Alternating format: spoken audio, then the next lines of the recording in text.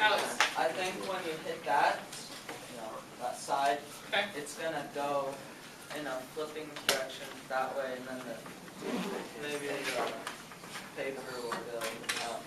Okay, so paint stick flips, paper rises. What other ideas? Connor. At least the musical flip of the paper will go backwards. Okay, paper goes backwards, paint stick still Like flips to the this way. left, yeah. Okay. What other ideas? Dallas? The paint stick's gonna go flying, and paper's just gonna float up into the air. Paint stick flies, paper floats. Other ideas? Sasha. It's gonna break. Paint stick breaks. Okay? Because I'm really, really strong and really, really firm. Lily? Music paper with like the momentum will kind of stay on the stick and kind of just fall with it. Okay, so as the paint stick flips off, paper also goes with the paint stick. Okay, so everyone has a prediction. Fabulous. Now we're going to do the demo. Pray for me because I smashed my hand last year doing this, so To like hit the table. I totally hit the table. Yeah. Ah! Yeah, it was bad. Okay, so are you ready? Are you watching?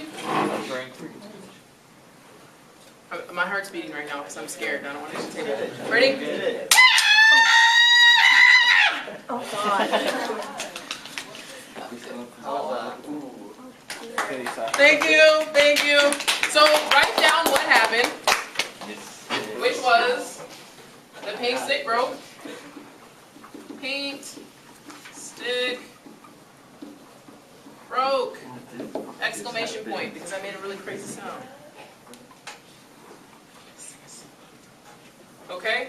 But now the big important part is we need to explain why.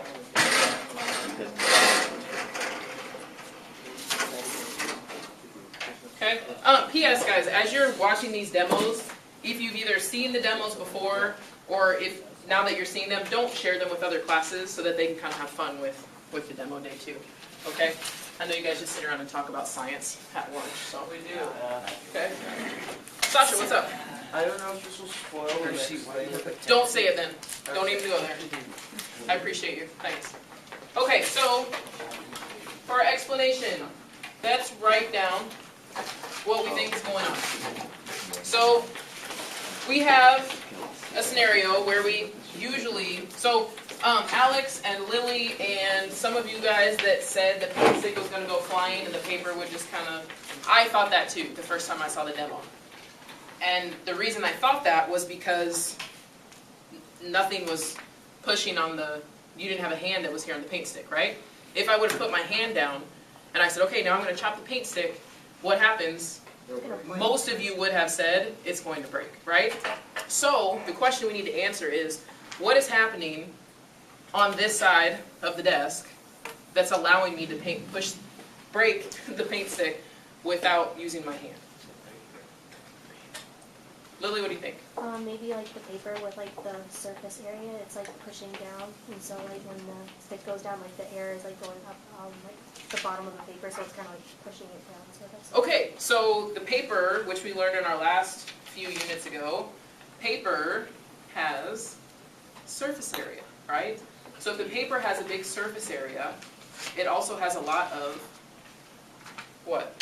like Air under it. so it's Air like resistance. force.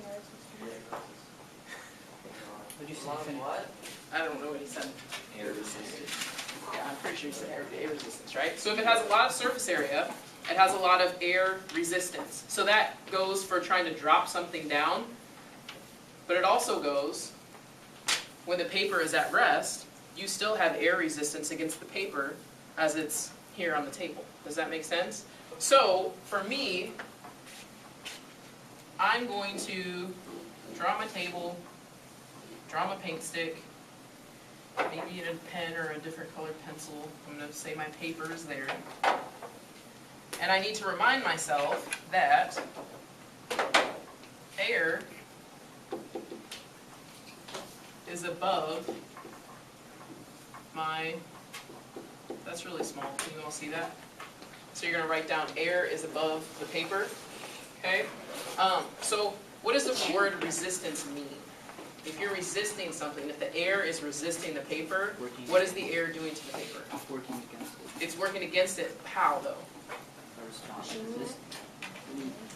what's another word? I'm trying to get another word for resist that we've used before, like when we talked about Newton's laws and physics. Pull. Not a pull, but a push, right? So if the air is above the paper, then that means that the air is pushing the paper. And because of Newton's third law, we also know that the paper is pushing the air. Side note, that's not what we're focusing on. Okay, but if we know that there's air above the paper, we know that the air has to be pushing the paper, and it's there creating air resistance. So there's a force there. So the question I want you to share, pair share, you don't have to move your desk, just talk across the aisle. I want you to consider what property does air have